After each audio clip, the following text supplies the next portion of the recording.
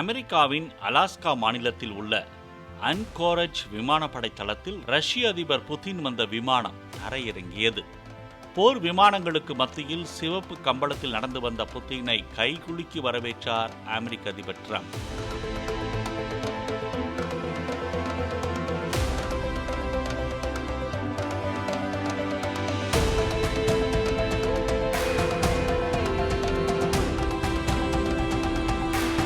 பின்னர் இரு தலைவர்களும் பேச்சுவார்த்தை நடைபெறும் அரங்கத்திற்கு ஒரே காரில் பயணித்தனர். சுமார் 3 மணி நேரம் பேச்சுவார்த்தை நடத்திய பிறகு புதினும் ட்ரம்பும் கூட்டாக செய்தியாளர்களை சந்தித்தனர்.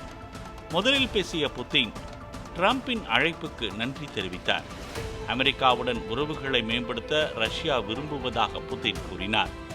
உக்ரைன் போர் உள்பட பல்வேறு விஷயங்களில் இருவரும் வெளிப்படையாக உரையாடியதாகவும் அமைதி தீர்வுக்கான ட்ரம்ப் உதவி வருவதாகவும் அவர் தெரிவித்தார். வரலாற்றை புரிந்து கொள்ள ட்ரம்ப் முன்வந்ததை வரவேற்பதாக கூறிய புதின் உக்ரைனால் ரஷ்யா ஆபத்தை எதிர்கொண்டிருப்பதாக கூறினார். இன்றைய பேச்சுவார்த்தை மூலம் மோதல்களுக்கான அனைத்து காரணங்களையும் முடிவுக்கு கொண்டு வந்து அமைதிக்கான இலக்கை அடைவோம் என்றும் புதின் நம்பிக்கை தெரிவித்தார். தொடர்ந்து பேசிய அதிபர் ட்ரம்ப் உடன்பாட்டை எட்டவில்லை என்ற போதும் தீர்வு காணப்படாத விஷயங்கள் மிகவும் குறைவு என்றார். பேச்சுவார்த்தை ஆக்கப்பூர்வமாகவும் பயனுள்ளதாகவும் இருந்ததாக கூறினார். விரைவில் உக்ரைன் அதிபர் ஜெலன்ஸ்கியை அழைத்து பேச இருப்பதாகவும் அவர் தெரிவித்தார்.